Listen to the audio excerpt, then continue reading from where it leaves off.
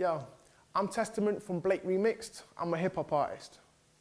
And when I first came across William Blake and his poetry and stuff, I thought, how could this be relevant to me? Well, check it.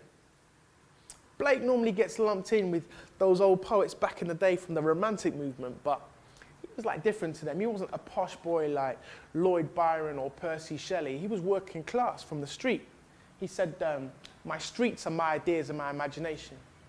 He was often skint, had no money, and often he had to have pretty much a day job doing engraving for other people, stuff that wasn't really him, if you get what I mean, which sometimes artists have to do to get by.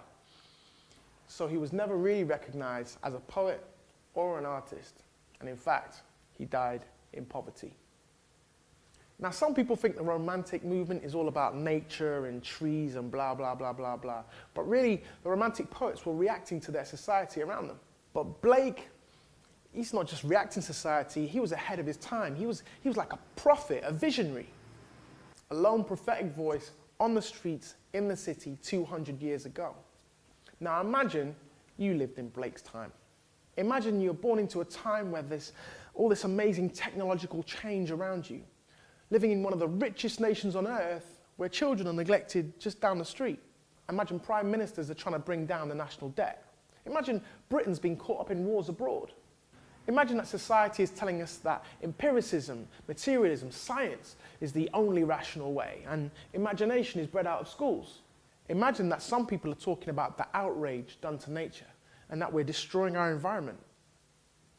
Imagine that there'd been riots in London, overcrowded prisons, and people getting freaked out about religious minorities. Living in a world that promotes itself as the upholder of principles that it does not keep. A world of racism and sexism and discrimination. Imagine we lived in a world like that. I wonder if what Blake had to say could possibly be relevant to us.